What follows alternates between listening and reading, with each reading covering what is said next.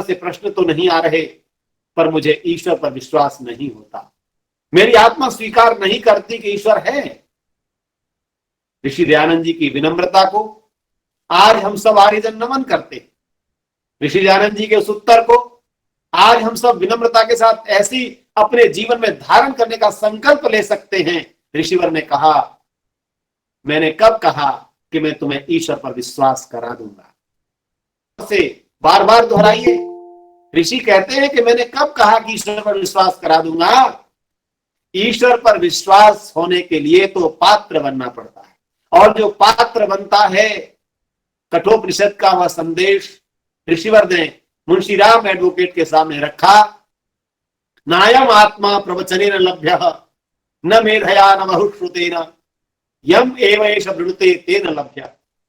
बंधुओं, माताओं, सज्जनों, ऋषिवर देव दयानंद की विनम्रता के उदाहरण सुनाऊंगा तो आज समय बहुत कम पड़ेगा, लेकिन एक उदाहरण मात्र से आप समझ जाइए। ऋषि ने कभी दंभ नहीं पैदा किया, अपने अंदर कभी अभिमान को आस भी नहीं फटकने दिया। कहते हैं कि ईश्वर पर विश्वास केवल प्रवचन से नहीं होता, प्रवचन सुनने से भी नहीं होता, बहुत मेधावी होने से भी नहीं होता। यह तो वह वरुण है जिस वरुण का वर्ण आत्मा करता है, और उस आत्मा का पात्र, आत्मा का वर्ण वह वरुण करता है। वृणोति भक्तान व्रियते वा भक्तै। बड़ी सरल विपत्ति है वरुण की। कभी पढ़िए आचार्य प्रियव्रत वेद वाचस्पति जी द्वारा लिखित वरुण की नौका। मैं आपको प्रसंग के साथ बातों को निवेदन कर रहा हूं, स्वाध्याय की प्रवृत्ति को बनाइए। मुंशीराम जी कल्याण मार्ग का पथिक में लिखते हैं, स्वामी जी की ये बात विनम्रता से यह स्वीकार करना कि कोई भी व्यक्ति दूसरे को ईश्वर में विश्वास स्थापित नहीं कर सकता, वो मेरे अंदर बैठ गई। और निश्चित रूप से एक समय ऐसा आया कि मुझे स्वतः ईश्वर पर अटूट विश्वास हुआ, और वह अटूट विश्वास उनके वरुण के साथ भक्ति का प्रतीक है। आप विचार कीजिए, जो मुंशीराम ईश्वर पर विश्वास नहीं करते, जो मुंशीराम भक्ष्य वक्ष्य का ध्यान नहीं रखते, वो मुंशीराम स्वामी दयानंद, महर्षि दयानंद के जीवन से ऐसे आलोकित होते हैं, ऐसे प्रकाशित होते हैं, ऐसे परिवर्तित होते हैं, ऐसे संकल्पवान होते हैं कि आज पूरा जीवन केवल और केवल पिता के लिए, ऋषि दयानंद के मिशन के लिए अर्पित कर देते हैं। आप सोचिए, जिस युवक की 36 वर्ष में सहधर्मिणी संसार से चली गई हूं, मैं उन घटनाओं का वर्णन नहीं कर रहा। जब तक वो ऋषि के संपर्क में नहीं आए थे, वो श्रीदेव जी को भी अपना गुरु मानते हैं। लिखते हैं श्रीदेवी जी के लिए, अपनी धर्म पत्नी जी के लिए, कि जिस दिन रात भर वो मेरी प्रतीक्षा में भोजन न करते हुए प्रतीक्षा करती रही, और मैं दूसरे दोस्तों के साथ शराब आदि में मस्त होता रहा, और मैं चौथे पहर में रात्रि में घर पहुंचा, वो प्रतीक्षा कर रही थी और भोजन नहीं किया था। मुझे उस देवी के चरणों को छूना चाहिए था, नमन करना चाहिए था, पर मैं कैसी गलत संगति में था। आज वो याद करते हैं कि वो शिव देवी जी मेरी गुरु हैं। वो 36 वर्ष की अवस्था में मुंशीराम एडवोकेट के साथ छोड़ गई, अर्थात जीवन उनका नहीं रहा, निधन हो गया। और 4 संतानें हैं।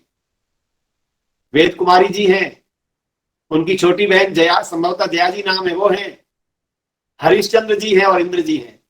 और अवस्था को देख लीजिए, 10, 8, 6 और 2 वर्ष की, अर्थात 10 वर्ष, 8 वर्ष, 6 वर्ष, 4 वर्ष और 2 वर्ष। मतलब बड़ी बेटी 8 वर्ष की है और छोटा बेटा 2 वर्ष का है। इन चारों बच्चों के माता और पिता दोनों का दायित्व मुंशीराम संभालते हैं। और जिस गुरुकुल यज्ञ का प्रारंभ जिन्होंने गुजरांवाला से प्रारंभ किया था, वैदिक पाठशाला से, वहीं पर गुरुकुल का प्रस्ताव पास करवाया था। मन तो कर रहा है आर्य समाजी कैसे बने, आर्य समाज के सदस्य कैसे बने, गुरुदत्त विद्यार्थी ने दोनों कितने समय तक, लेकिन ऐसे की चर्चा करूं। हम देखते हैं लाहौर के इतिहास को कि लोग प्रतीक्षा कर रहे हैं ये युवक दोनों कैसे आर्य समाज के सदस्य बने, लेकिन सदस्यता स्वीकार नहीं करते। कहते हैं जब तक पूर्णतः आर्य सिद्धांतों में आस्था नहीं होगी हमें सदस्यता नहीं लेनी। ऐसे मुंशीराम जब गुरुकुल का प्रारंभ करते हैं, मैं निवेदन कर रहा हूं बंधुओं, उन्होंने गुरुकुल का प्रारंभ कर दिया था गुजरांवाला में। ऋषि के इस गुरुकुल मिशन को अगर किसी ने समझा तो आप उन 8 सिद्धांतों को आज सुनिएगा जो मुंशी राम जी ने गुरुकुल के स्थापना से पहले रखे। वो एक ऐसे मानव निर्माण की योजना को लेकर के चले थे जो प्राचीन गौरवशाली इतिहास हमारा रहा है। ऋषियों के आश्रमों में जिस मनुष्य का निर्माण होता था, उस निर्माण की प्रक्रिया को स्वामी श्रद्धानंद मुंशीराम एडवोकेट इसको प्रारंभ करते हैं, तब महात्मा मुंशीराम बनते हैं। 8 बिंदु आप देख लीजिए गुरुकुली शिक्षा के लिए। उद्देश्य आर्य समाज के लोगों के सम्मुख रखे, पंजाब आर्य प्रतिनिधि सभा के सम्मुख रखे, तो उन उद्देश्यों में पहला उद्देश्य था ब्रह्मचर्य का पुनरुद्धार। ब्रह्मचर्य का पुनरुद्धार आज सबसे बड़ी आवश्यकता स्वामी श्रद्धानंद के 94वें बलिदान दिवस पर इस बात को स्वीकार करने की, प्रचारित करने की, परिवारों में धारण करने की है कि आज ब्रह्मचर्य आश्रम पूरी तरह से ध्वस्त हो चुका है। ब्रह्मचर्य का नाम लेकर के हमारी युवा पीढ़ी चाहे वो करोड़ों के पैकेज हमारे परिवारों में ले ले, लेकिन ब्रह्मचर्य का नाम स्वीकार नहीं करती है। ब्रह्मचर्य शब्द का मजाक उड़ाया जाता है इस देश में। मुंशी राम जी ने पहला उद्देश्य लिखा, गुरुकुलीय शिक्षा से ब्रह्मचर्य का पुनरुद्धार होगा, अर्थात युवा पीढ़ी जो दिग्भ्रमित हो रही है, यौवन जो जीवन के उद्देश्यों से भटक रहा है, अगर उसको स्वीकार करवाना है तो गुरुकुलीय शिक्षा पद्धति की आवश्यकता होगी। पहला उद्देश्य लिखा। और दूसरा उद्देश्य लिखते हैं, वो प्रस्तुत करते हैं, ब्रह्मचारियों तथा उनके गुरुओं में पिता पुत्र का संबंध स्थापित होगा। आज हम 25 वर्ष से मैं महाविद्यालय में पढ़ा रहा हूं। महाविद्यालयों की व्यवस्थाओं को बनाने में प्रतिदिन हम कितनी ऊर्जा लगाते हैं। चीफ प्रॉक्टर होने के नाते मैं अनुशासन व्यवस्था देखता हूं 15,000 की संख्या के कॉलेज की, मुझे पसीने आ जाते हैं। पूरी टीम को लेकर हम अनुशासन नहीं बना सकते। ऋषि स्वामी श्रद्धानंद जी लिखते हैं, गुरुकुली शिक्षा पद्धति यदि हो जाएगी तो शिष्यों और गुरुओं के संबंध, पिता पुत्र का संबंध स्थापित हो जाएगा। ये बड़ा उद्देश्य लिया था गुरुकुली शिक्षा के लिए। और तीसरा लिया था, पाश्चात्य परीक्षा पद्धति के दोषों से मुक्त परीक्षा पद्धति होगी गुरुकुल की। क्या हम कहीं कुछ कर पाए हैं? पाश्चात्य परीक्षा पद्धति आज हम स्वीकार किए बैठे हैं। स्वामी श्रद्धानंद का नाम लेकर गुरुकुलों की स्थापना अगर आज हमें करनी है तो आर्ष परीक्षा पद्धति लेनी पड़ेगी। पाश्चात्य परीक्षा पद्धति हमारे युवकों का उचित निर्माण नहीं कर रही। ये उस समय मुंशीराम जी ने सभा के सामने रखा।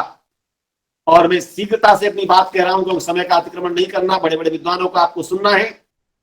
पाठ विधि में संस्कृत भाषा, वेद वेदांग, सत्य शास्त्रों और आर्य भाषा हिंदी की प्रमुखता होगी।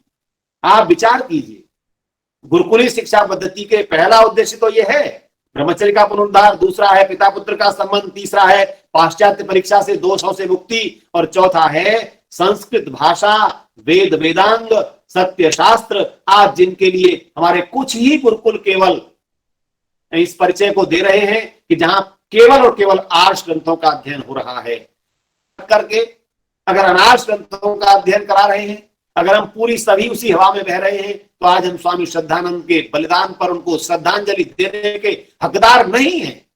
हमें अधिकार नहीं है कि हम उनको श्रद्धांजलि दे पाए। श्रद्धांजलि देने के लिए हमें आज तैयार होना पड़ेगा। आर्यो, मेरी बात कड़वी लग सकती है, तीखी लग सकती है, पर हमें इस बात पर आना है कि हम कितना आर्य समाजों के माध्यम से, संगठन के माध्यम से, ऋषि की संस्थाओं के माध्यम से इस गुरुकुली शिक्षा पद्धति को पुनरुद्धार करें। आप मुझे भी आरोपित कर सकते हैं कि मैं क्यों महाविद्यालय में पढ़ा रहा हूं। कारण यही है कि हम उस पद्धति से, संगठन हमें इन गुरुकुलों को नहीं दे पाया, उतने गुरुकुल नहीं दे पाया। 5 छठा है, देखिए एक बात और थी जो मुंशीराम जी चाहते थे, क्योंकि स्वामी दयानंद जी का ही विचार था कि वेद का ज्ञान विश्व की भूमि पर पहुंचना है, अन्य देशों में पहुंचना है, तो ऐसा गुरुकुल नहीं बनाया कि जिसमें आधुनिक शिक्षा न हो। छठा उद्देश्य लिखा, अंग्रेजी भाषा, आधुनिक ज्ञान विज्ञान को पाठ्यक्रम में समुचित स्थान प्रदान करना, अर्थात आधुनिक ज्ञान विज्ञान के साथ वैदिक ज्ञान विज्ञान को। मैं आपको इतिहास की ओर ले जाता हूं। गुरुकुल कांगड़ी का इतिहास रहा है, वहां पर भौतिक विज्ञान, वनस्पति विज्ञान के ग्रंथ हिंदी में लिखे गए। वहां पर हिंदी में भौतिक विज्ञान का ग्रंथ लिखा गया। उस काल में स्वामी जी के सामने विज्ञान पढ़ाया गया, लेकिन वो विज्ञान अंग्रेजी नहीं, हिंदी में पढ़ाने की व्यवस्था की गई। तो ऐसा, और 7वां उद्देश्य था निःशुल्क शिक्षा। ऐसी व्यवस्था स्वामी जी चाहते थे कि माता पिता पर कोई बर्डन ना हो, आप देखिए कि गुरुकुलों ने कैसे गरीब परिवारों के स्नातकों को राष्ट्र को समर्पित किया। आपके पास अनेक नाम होंगे, उनके आज देने का समय नहीं, अवसर नहीं है, पर आप विचार कीजिए, गुरुकुल ने ऐसे ऐसे परिवारों से उन हीरो को निकाल करके राष्ट्र को दे दिया, संस्कृत रक्षा के लिए दे दिया। चाहे गुरुकुल झज्जर हो, गुरुकुल एटा हो, गुरुकुल प्रभात आश्रम हो, आज वर्तमान में हमारे जितने गुरुकुल चल रहे हैं, होशंगाबाद हो, गुरुकुल येडसी चला हो, मैं नाम ले रहा हूं, पांडी कन्या महाविद्यालय वाराणसी हो, वहां से निकलने वाली हमारी विदुषी बहनें हो, जिनके परिवार नहीं पढ़ा सकते थे पर गुरुकुलों ने उनको दिया। तो गुरुकुल, आज आप एक संकल्प लीजिए, दोनों संस्थाओं से निवेदन कर रहा हूं कि हमें गुरुकुल की शिक्षा को, गुरुकुलों का संरक्षण करना है। आर्य समाज ने बहुत बड़ी शक्ति आधुनिक कॉलेजों में लगा दी, बहुत अन्य स्मारक बनाने में लगा दी, लेकिन गुरुकुलों के संरक्षण के लिए वो आचार्य दर दर भटकते हैं, परिवार परिवार में जाते हैं कि हमारा सहयोग कीजिए। स्वामी श्रद्धानंद जी को वही बलिदान को स्मरण कर सकता है जो गुरुकुल शिक्षा के लिए अपनी आहुति निकालता हो, अपनी आहुति गुरुकुल के लिए निकालता हो। मैं निवेदन कर रहा हूं। 8वां था प्राचीन भारतीय इतिहास के अन्वेषण और पुनर्लेखन की व्यवस्था करना। इन 8 बिंदुओं पर गुरुकुल चला। गुरुकुल में स्वामी श्रद्धानंद जी ने, ऐसा नहीं था कि हमारे पास आर्ट्स क्षेत्र में इतने विद्वान थे कि जिनसे हम अध्ययन करा लेते। आप एक एक बात को याद करिए। वाराणसी के विद्वानों के घर पर जाकर झोली फैला दी और ये कहा कि मेरे गुरुकुल के लिए आप चलिए। उन विद्वानों ने कहा, अरे तुम तो आर्य समाजी हो, हम तो पौराणिक विचारधारा के हैं। तो मुंशीराम जी की इस ग्राह्यता को, स्वीकार्यता को भी आज हमें स्मरण करना है। उन्होंने कहा, आप संस्कृत के विद्वान हैं, आप आर्ष ग्रंथों के विद्वान हैं, दर्शन के विद्वान हैं, मुझे ऐसा कोई आग्रह नहीं है कि आप मेरे गुरुकुल में अपनी पूजा पद्धति ना अपनाएं। आप सरलता देखिए, अपनी पूजा करना, लेकिन मेरे विद्यार्थियों को शिक्षा देना। वो काशी से विद्वानों को लाए और वही विद्वान भविष्य में निष्ठावान आर्य बन गए। ये सरलता का परिचय होता है, ये देन होती है बंधुओं। मैं आपको दूं, लेकिन अतिक्रमण नहीं करूंगा। समय के बीच में रहते हुए स्वामी श्रद्धानंद जी के व्यक्तित्व को वर्णन करने के लिए बहुत बड़ा समय चाहिए। आप विचार करें, एक गुरुकुलीय शिक्षा के पुनरुद्धारक के रूप में केवल आपको मैंने प्रस्तुत किया है। अगर एक राष्ट्र के स्वतंत्रता आंदोलन के सैनिक के रूप में प्रस्तुत करूं तो वहां भी मुंशीराम जी एडवोकेट खरे उतरते हैं। 1917 में उन्होंने स्वयं संन्यास लिया। उन्होंने किसी को गुरु नहीं माना और कहा, मेरा गुरु परम पिता परमात्मा है और महर्षि दयानंद है।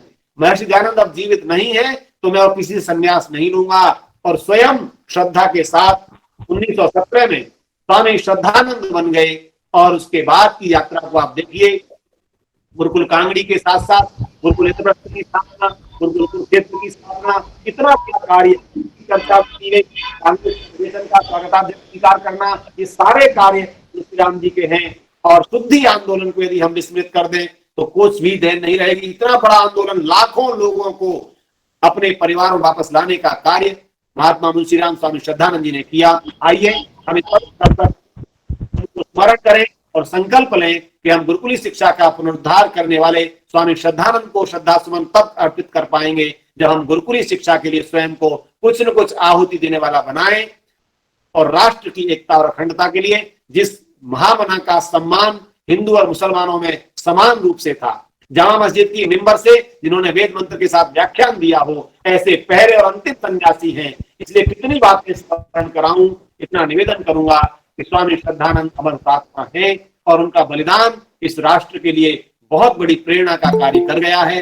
94 वर्ष बाद भी आर्य जगत उनको स्मरण कर रहा है। और आपको एक विशेष बात बता दूं, हमारा जो दूसरा बहुत बड़ा राष्ट्रीय स्वयंसेवक संघ है वो प्रतिवर्ष स्वामी श्रद्धानंद जी को स्मरण करता है। आज भी उनके यहाँ अनेक स्थानों पर स्वामी जी के को याद किया गया, केवल इसलिए कि जिस समय स्वामी जी हमें वापस लाने का कार्य कर रहे थे, घर वापसी कर रहे थे, शुद्धि आंदोलन चला रहे थे, कुछ अधूरे ज्ञान के लोगों ने, अज्ञानी लोगों ने उनका विरोध किया था। लेकिन आज वो सब बात के साथ सहमत हैं कि स्वामी श्रद्धानंद जी के द्वारा प्रारंभ किया गया शुद्धि आंदोलन,